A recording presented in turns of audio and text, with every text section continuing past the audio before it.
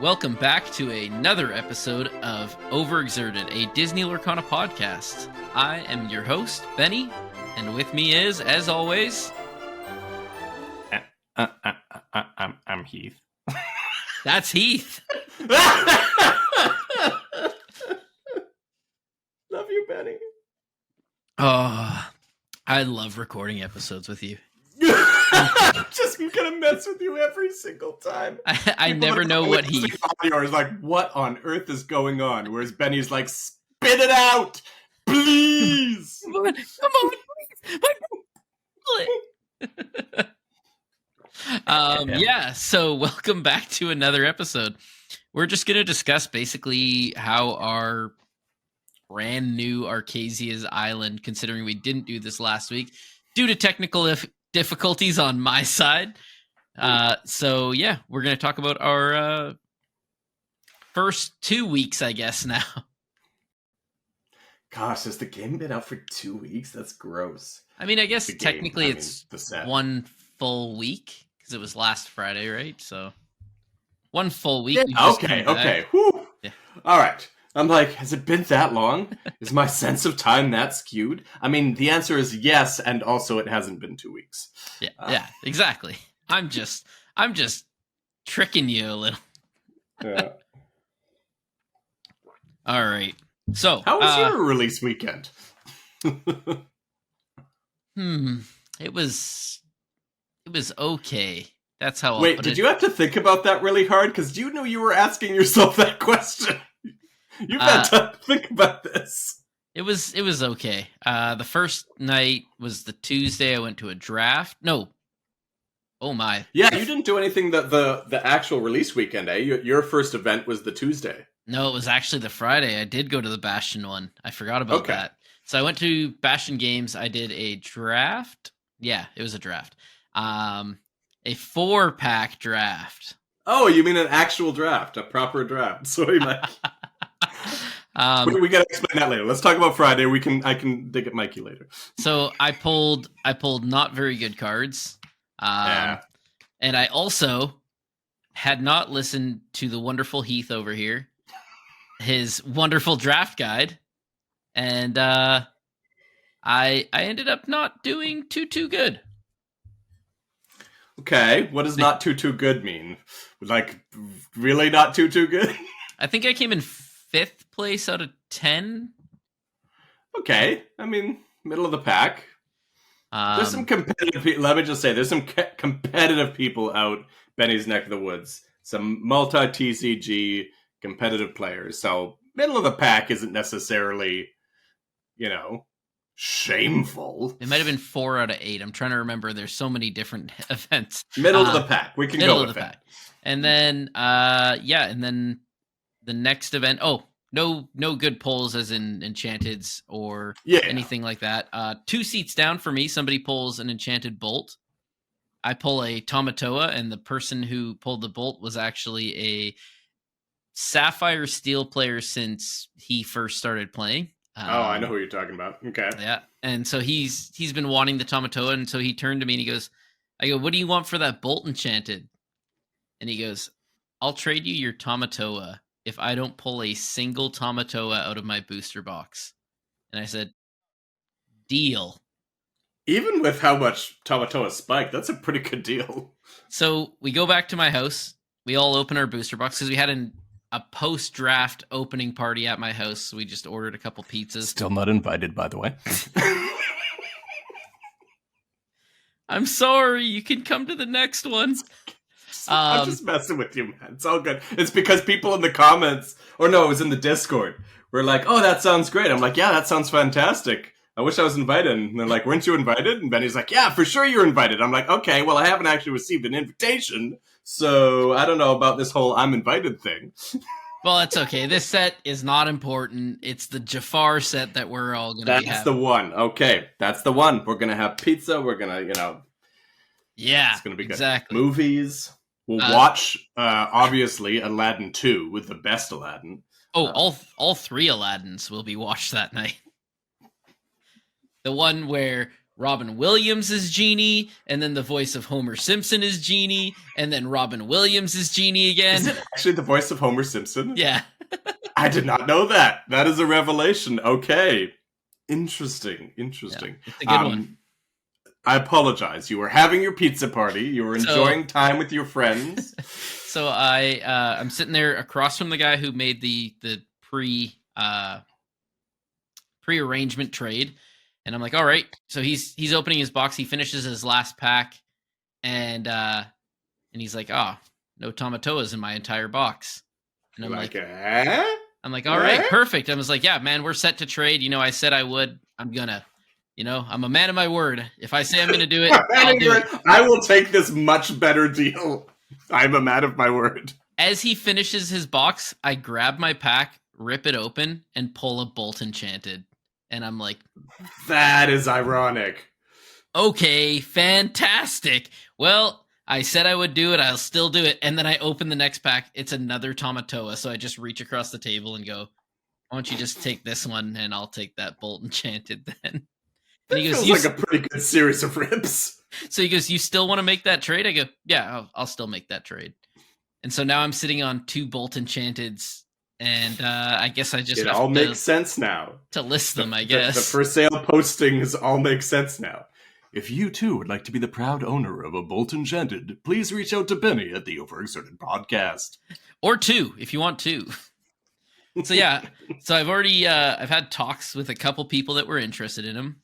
And I was like, listen, I'll give you cash and a Bolt Enchanted. Just give me an Archazia's Island box. I just want to fill out my play sets, man. I just want to rip more packs. It's not even ripping. I say it's not even ripping more packs because I have 2 packs in front of me. It's not even ripping more packs. It's just I want to fill my play sets. It's killing me. It's banishing me. I almost did a very Disney inappropriate thing on your podcast again, but I pulled it back. I don't know if anybody noticed. I held back. I'm just saying. I kept it PG for once. I'm an agent of chaos, if nothing else, Benny. Because I'm a pack fiend. Yes. I'm just fiending for packs. Rip more packs. So yeah, I've got 2 bolts now, and then I went to the one on Tuesday night. Didn't pull an Enchanted again, but I had actually listened to a lot of your episodes, almost all of them actually. Other than the one I was a part of, I had listened to all of them. I definitely listened to all of them. Yes, all 5 additional hours. So I was able to actually start doing a lot better. First game I went 2-0 with the absolute dirtiest of moves. Yeah, do tell. I get out Diablo, the evasive. Yep. I follow that out by getting out the Coda. Oh, okay. And then I follow that up by getting out Fidget, and then going, I quest Diablo, I quest Fidget, I quest Coda. Fidget gives Coda the evasive. Coda evasive. Pass to you. And then he's starting to get people out because he hadn't had anybody out on 2 turns. That's why I wasn't worried about questing the Coda. I quested the Coda like right after I had got him out, and I was like, I'm not worried about this. But the issue was, after that, in my hand, I had like a Sapphire coil and an Emerald coil that I had drawn, and I was like, well, I play this character, and I'll play the Sapphire coil, and then I'll ink a card, and then I'll take out this character with my Diablo. And then I'll quest the rest. All right, my turn after you go. All right, then I'll throw down the Emerald coil. Now everybody has evasive. And he just picked up his cards. He goes, yeah, you got that one. I was like, oh, okay. I feel like the Emerald coil was probably overkill there, but otherwise that sounds disgusting. And I only chose the Emerald coil. Just Fidget and Coda. You could have just stopped there. Just 5 return evasive. Right?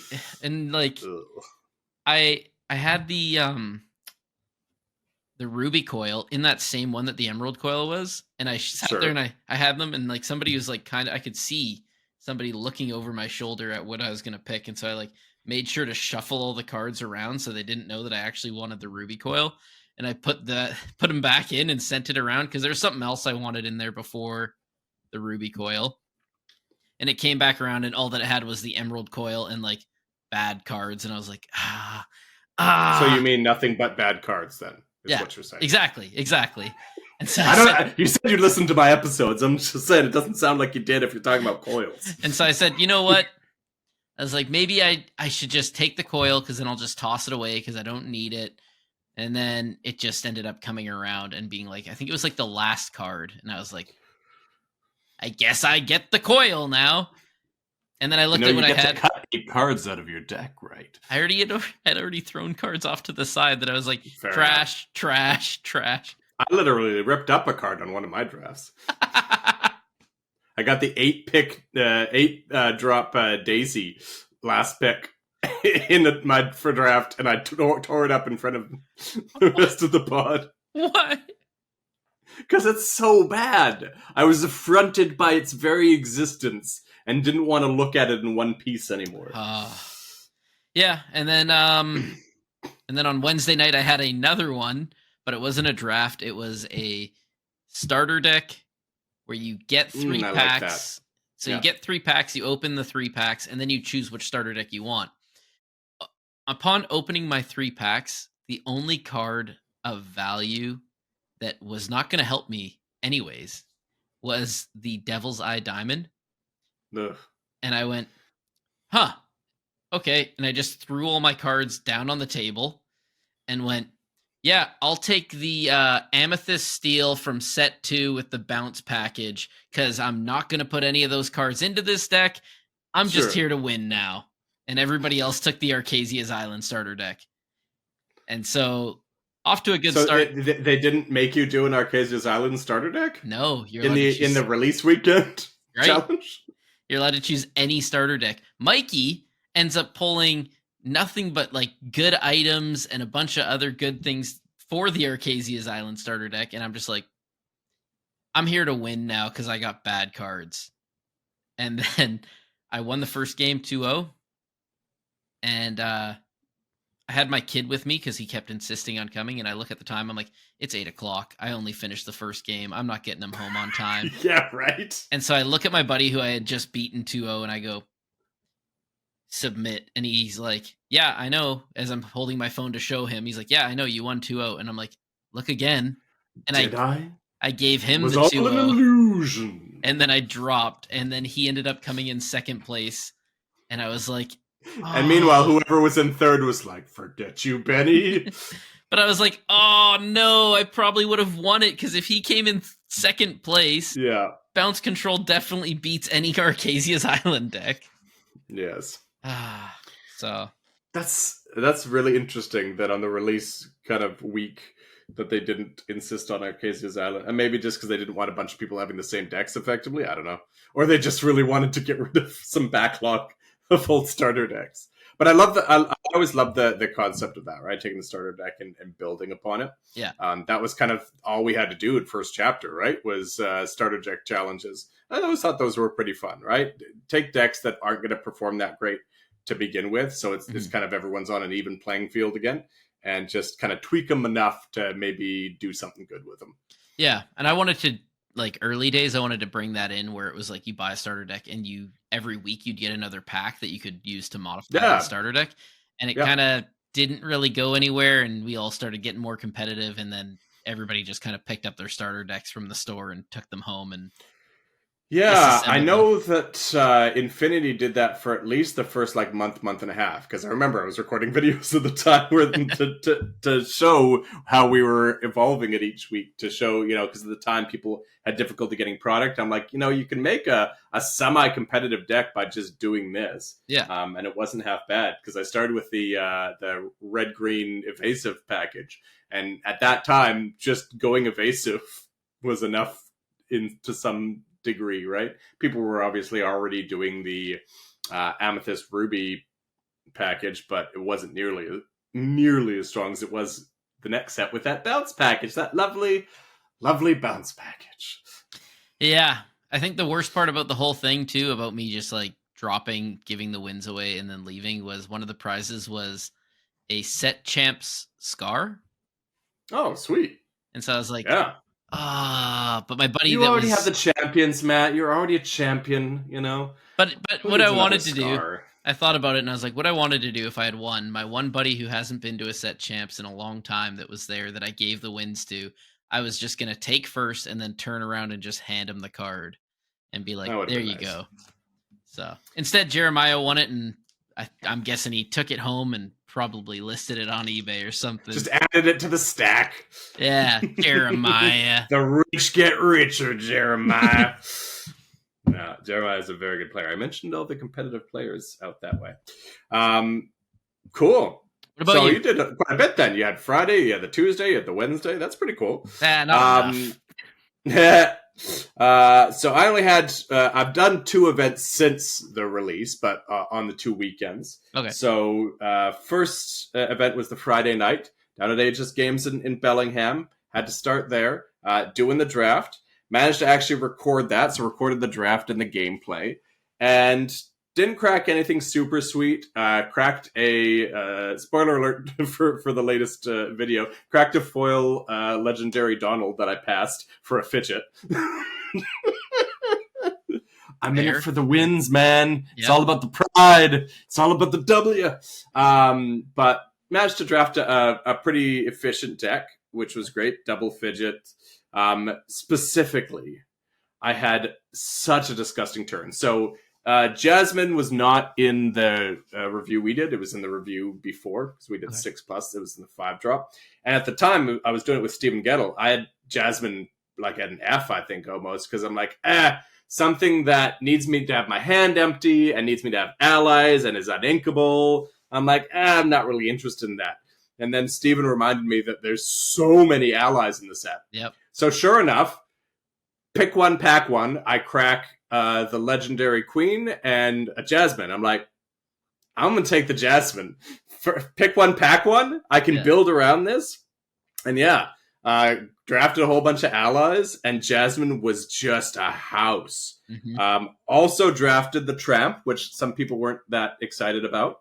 But I had one particular turn where me and my opponent were pretty even board states, and my opponent played out a Snow White, which, as you probably know, is almost impossible to interact with. Mm-hmm. And I ready up. I got 5 ink in play. I've got Tramp and Mulan in hand. And I draw Panic. And so I play Mulan. I'm like, I don't even bother drawing and discarding the 1-drop Mulan. Yeah. I play Panic. I move 2 damage for one of my characters onto Snow White. Remove Snow White. And at that point, I have 7 characters out, and I play Tramp for free. Yeah. So I've just played 3 characters for 5 ink. And then I've got Jasmine in play and draw, I think, 4 cards off of Jasmine. I'm like, this is the sickest turn I've ever been a part of in Limited. This was ridiculous. That's pretty good. Yeah. Play 3 characters for 5 ink. Like 5 lore worth of characters for 5 ink and draw 4 cards. Yeah. And remove my opponent's biggest threat. Yeah, it was pretty good. Yeah. It felt pretty good. So, won that draft. Specifically went 2-0, 2-1, 2-0. 8-person pod. And nothing super exciting other than the Donald that I open. And then this Saturday, managed to get a pod together at Screen Free Games in Semiahmoo. Shout out Screen Free Games. There's actually one out in Abbotsford at Seven Oaks. But they've been around as an LGS for a little while, but they're new to the Lorcana space. They just got approval for next set for their OP kit, so they're trying to kind of get things happening. Okay. It's right in my neighborhood, so as you've probably heard me bemoan many times that it takes me 40 minutes to get to my nearest LGS, I was very excited to have someone that is a 5-minute walk from my home. So I'm like, yes, please. So that was really exciting. So had a draft up there. Didn't open anything super cracked in terms of value, but opened a Bagheera, which is ridiculous for Limited, and promptly drew it 5 out of the 6 games that I played. I'm like, at one point, 3 games in, I'm like, I can't help it. My opponents keep cutting to the Bagheera. Like, these are not paid actors. Listen, if you guys want to take him out, go for it. But I mean, that's on you. Yeah, right. Yeah, at one point, my opponent's just like, so that's just staying on the board forever. I'm like, I mean, it doesn't have to, but if you get rid of it, you're gonna have a bad time. So yeah, it did busted things, went 3-0-6-0, but like Bagheera was ridiculous. Yeah. Another, great draft. Didn't have to pass anything super valuable. I think I passed a mini for a fidget at one point. I'm like, yeah, I could pass that. That's fine. I'm in it for the W's, man. Fidget. That's where it's those at. Wins. Yeah. Fidget is, yeah. I've got Snow White rated higher, but I think Fidget might actually be higher. I don't know. They're both ridiculous. Yeah. There's so many ridiculous 4-drops in this set. Yeah. It was a good time. So, yeah, 2 great drafts. Had a lot of fun. Managed to record them both. Editing was ridiculous. That was not a good time. But do it for the people, man. You do it for the people. Yeah. All 50 of them that watched. Oh, that's perfect. I love it. Well, since you are the Draft King. Draft Kings? No, that is copyright. I've got 2 packs here. One I picked up tonight, and it was actually a fresh one from the box. It was... Wait, the other one isn't fresh? You resealed it? Well, I mean, it's fresh, but I mean, the box was fresh on one of them. Yeah. So here's the question. Oh, before you even get into it. Yeah. You crack a fresh box. It's not your box, so you're only taking some out of it. Do you have a go-to position that you go to for the pack? Are you a top row guy? I'm a bottom right. Bottom right's my go-to. I used to be like middle, like a couple packs up. Yeah. And then either left or right. This one was dead center from the top. Okay, we'll see. I don't know which pack it was because I mixed them up afterwards. So. All right. Honey Marin, decent. Toulouse. Okay. Very meh. Grunge. We know Buddy Grunge. Oh. The only reason I know how to pronounce it. The card that I hated seeing all draft. Baymax's charging station. What? Oh, just the fact that it exists and you couldn't rip it up? I saw so many of them. Candlehead. All right. Candlehead. All right. So we're still on Honey Marin. The front card's still in the lead. Okay. Dr. Calico. Dr. Calico, if in a vacuum, right? Pick one, pack one, is definitely stronger. Yeah. Resist 2 is the thing. Yeah. Coils can just... Penny. Oh, Penny, for sure. Oh, Penny's great. Amethyst Coil. Boo. Oh, no. Death to Coils. Lyle Tiberius. Oh, that's a hit right there. Oh. So Penny is what you're saying. Penny. And a foil Snow White.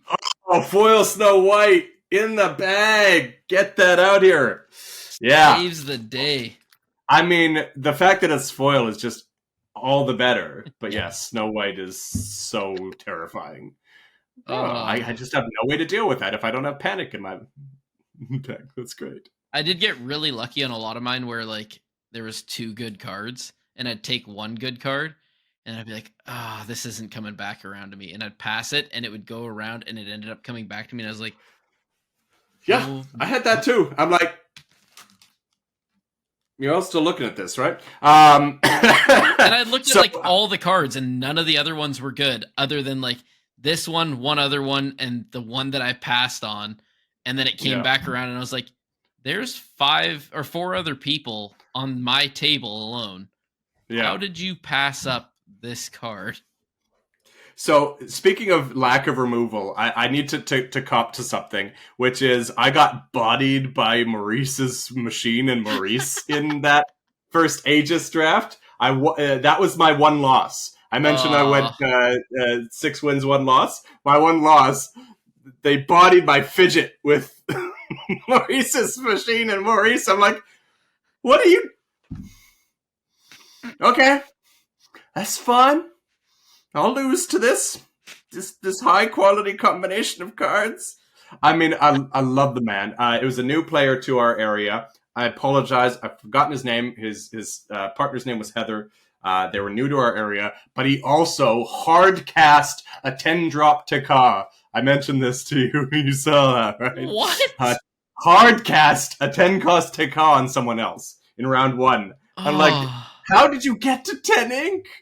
I didn't see that game, but I did see him. I did witness him shift out the Tekka onto the 6-drop. I'm like, ooh. I was so hyped. Okay, pack 2. So we've got our first pack was a foil Snow White. We're happy with that. That's a great first pick. We're on to pack 2. Berlioz doing some surprising work for a vanilla. That 5 willpower with the ally. I took a lot of these on my first draft. Spaghetti dinner. You mean that first draft that you did terribly? The one that I ended up middle of the road? The second one, I ended up middle of the road, but only because I lost to Kree. Where if I had beaten Kree, I would have had first. So very good. Kree is very good. Stabbington brother. Fine, serviceable, but I'll take Berlioz for sure. Inkable. Elsa, decent. Depends on my need, but if we're talking where we're at right now, I'd say I'll take Elsa. Barely, but no. Monsieur Dark can go. Kakamora. Nope. No pirate synergies here. Get out. The best card of the set. Emerald Coil. Boo. Shame. Gaten Moliere. Also a serviceable body. I think I'd probably take Gaetan over Elsa. Barely. The Beagle Boys. Oh, Beagle Boys. I mean, we've already got a 4-drop, so that's not great, but still too strong to pass up for like an Elsa or Gaetan. So Beagle Boys so far. Did we get a fidget? No, but I'm gonna. Did we get a fidget? I'm gonna cry. Another Lyle Tiberius.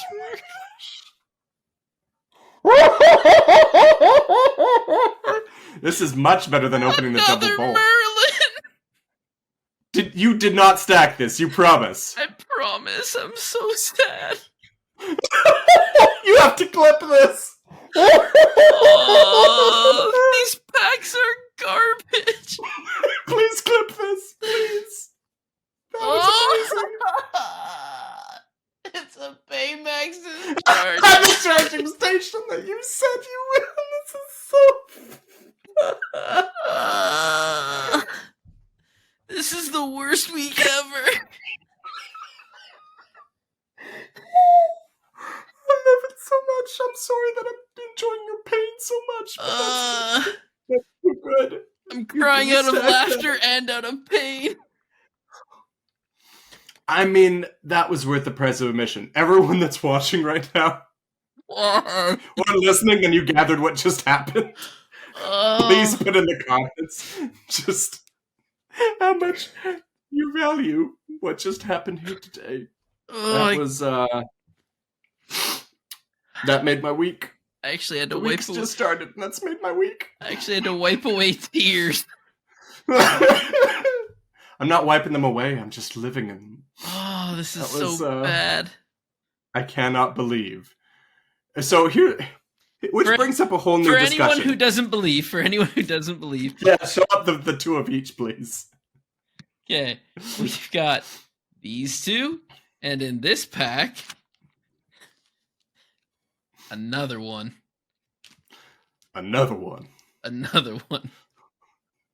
So good. This brings up a whole new issue, which is there's a lot of people out there that are really dogging on the how they do the print distributions or the packaging distributions in Lorcana. That this is not an uncommon thing for you to see like the same pack over again. In one of the drafts that came up, I'm like, I look at a pack, I pick one out, I look at the next pack, I'm like, this is pretty much the same pack that I just looked at. It's on camera. Yeah, that's wild.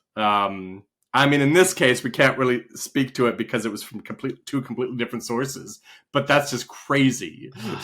You read both of those. So just to be clear, by the way, in that last pack, what did we say? Was it Penny was the best one in that pack? We said for? We said Snow White.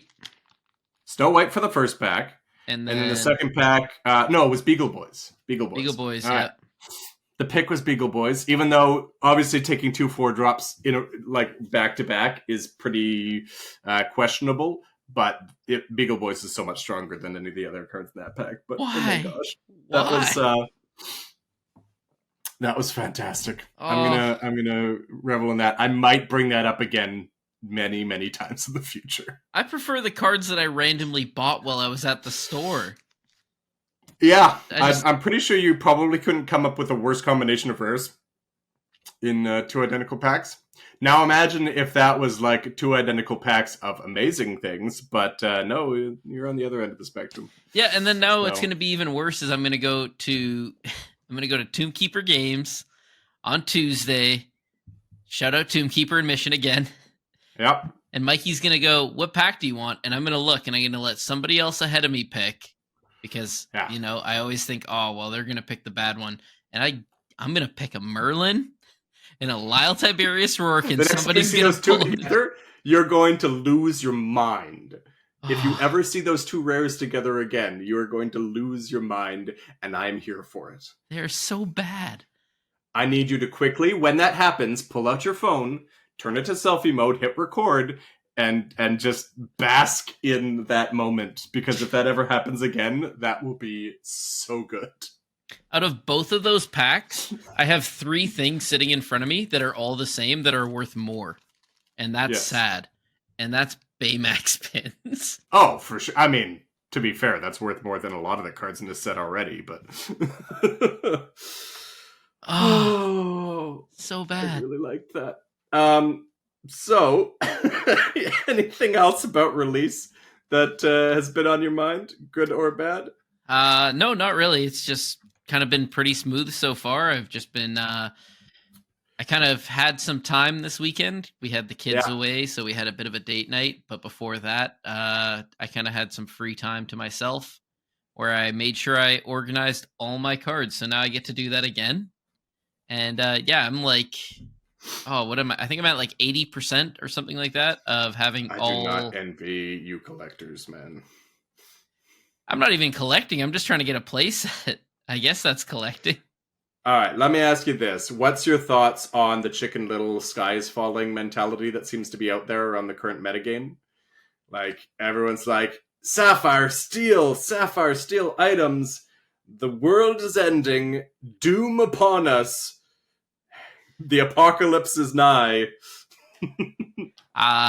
What are your thoughts? I can comfortably say my thoughts are that I do not enjoy it. Sapphire Steel, I do not enjoy you. It's not that I think that this set has completely ruined it, other than the fact that Tamatoa brings out an item for free after he quests. So there's 2 lore right there. So 2 lore. Then he gets to play Lucky Dime for free. That's another, could be 2 lore. At least 2 lore. Yeah. But if he's like most Sapphire Steel players that play this aerial that has ward that can't be hit, they go from whatever they were at, and let's just say they had 0, for the sake of saying 0. Tamatoa quests. They have the aerial out already. They now use Lucky Dime and then quest the aerial. They go to 12 lore in 1 turn. Like, yeah. I played it out the other day. I gained 13 lore just from the dime. Yeah. Just from a big Tamatoa and 12 items on board plus Tamatoa. It's terrible. Yeah. It's terrible. Yeah. So here's my thoughts. I agree wholeheartedly about the deck. Mm-hmm. My thoughts is people get really like in the moment. Mm-hmm. Like this is 3 months we've got to account for this and adjust for this. It may be that there is just no beating it, no getting around it, whatever the case may be. I highly doubt that. So maybe it becomes the best deck. But as long as it's not a best deck that's winning, 40, 50, 60% of the time. Because think about it, like Ruby Sapphire was the best deck for like the last 3 sets. But how many times did it actually take home the win in a consistent manner? It consistently did very well, mm-hmm. but it wasn't so egregious that it was like it just feels like there's no beating it and it's an auto win, right? So if Sapphire Steel is that, not the end of the world. If Sapphire Steel is like Bucky level oppressive, sure. But my belief is that metagames tend to adapt, right? They tend to self-correct. You know, people are calling ban and all that. It's like, no, like metagame will adapt, right? Maybe it means that, you know, we're running more item hate. Maybe it means that we're running more aggro to account for it. Who knows? But the meta will adapt. Now, whether it adapts in a way that you're happy with, that's something else to be said. But to just say, oh, you know, the sky's falling, everything's awful, let's take a nap until set 8 comes out, I think that's a little bit, again, a bit of an overreaction. Not to say that they might not eventually be right, is to say that having that mentality now feels a little disingenuous when it's like, okay, let's see what the coming weeks have in terms of how we can adapt to that. Yeah. It's terrible. Blue Steel is going to win every game. We can't win anything. It might be terrible now. I Please said, do more of that voice, by the way. oh boy, huh? That was actually pretty good. Oh, I don't know if we're going to win this one this week, Heath. Your career as a voice actor might be out there. Anyone recruiting, Benny's available. Oh, dear. Anyways, what I was going to say is I found one solution to fix this entire problem. Sure. Bring back original Bucky. Problem solved, baby. Let's go. Equal playing fields. Dirty man. You get to get rid of an item. That's fine. Get rid of your item. Play your bell. That's fine. I'm gonna throw down a Bucky that you can't hit with Ward, and then I'm gonna throw down a Diablo shift. And you know what? Looks like you're discarding cards. Good luck, blue players. Yeah. No, I mean the deck seems very good, but it doesn't feel the same, right? Bucky felt like before I can even do anything, you're ripping my hand apart and drawing a bunch of cards. That felt oppressive. This just feels very good. Yeah. And very good is often, there's often a way to beat it, right? There's often a way to, it might mean, again, that more of the metagame shifts around it, but that was Diablo too. Like, you know, Brawl became necessary. Like, if it wasn't for Diablo, Brawl probably wouldn't have been as necessary as early in the metagame, right? I mean, even Cinderella took out Cinderella's against Amber Steel. You know, that deck that people play all the time now. So, anyways, yeah, I think that I don't want to, like, take away from the pain that people are experiencing right now with it in the metagame, but, like, it's not the end of the world. There's a good likelihood that things will correct, and if they don't, then what's the worst that happens, right? You miss out on one set champs. Who cares, right? Yeah, there isn't even any DLCs right now, so it's like it's fine. That's when they announce Worlds and just say, and only this set's cards are allowed. Yeah. And also, like, people talk in the, like, hyperbole of, like, oh, you know, the metagame's so bad I'm going to quit. It's like, even if this metagame is so bad, why would you ever say quit? Why not just say, I'm going to take this set off? Right. You know, I'm going to go on hiatus for a couple months, just play casually, play some multiplayer, play some draft. And we'll come back in We'll come back in set 8 and see what the metagame's like then. Like, don't get so wound up in the state of constructed right now that you forget why you're playing the game in the first place. Exactly. If your desire to play the game is so tenuous that the state of one set's metagame for the couple weeks it's been relevant is enough to make you quit, then you probably shouldn't be playing the game in the first place. Or look for other ways that you enjoy it. Have you tried multiplayer? Have you tried draft? Have you tried pack rush? You know?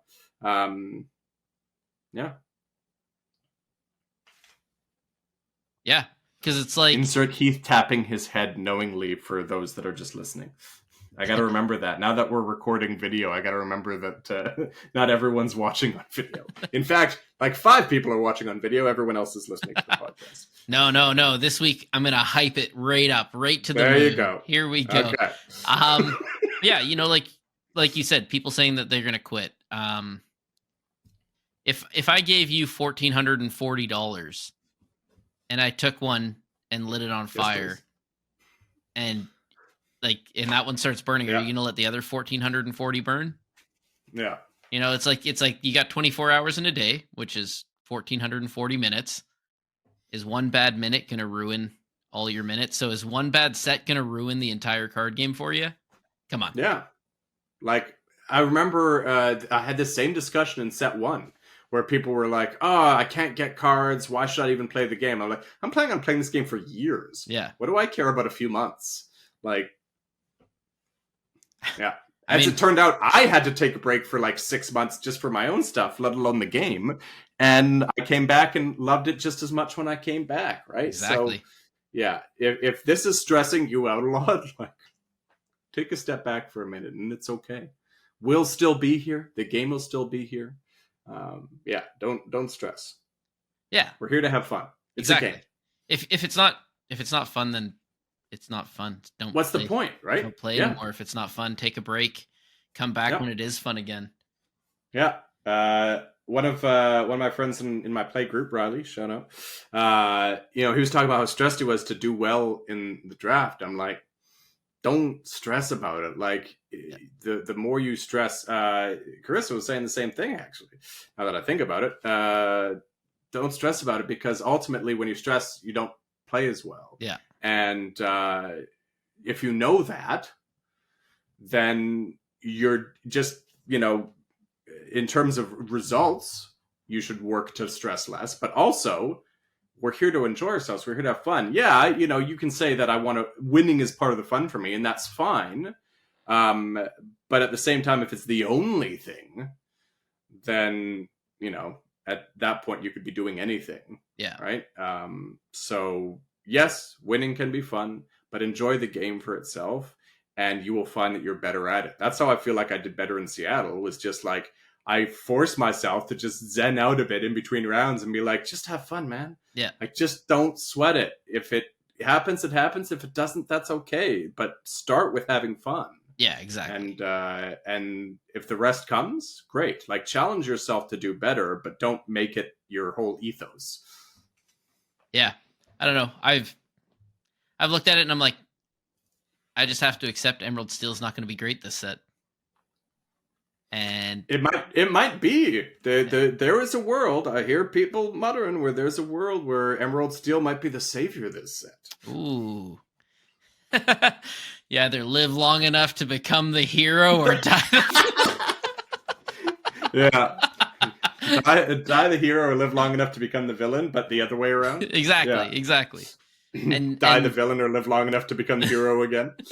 Yeah, so I'm kind of juggling between 2 decks. I'm like, do I want to keep playing Emerald Steel and just kind of build off of it as I get the cards that I can move around in my deck and swap some things out, which I haven't done yet. I'm still playing last set champs deck, so I'm fine with that. And I'm playing a 30% proxy deck. There you go. And so I'm like, I'm fine with just kind of picking up some packs and playing every now and then. And I know this week is the week that I actually have to fix my deck, because people are going to be playing and they're going to be there to play.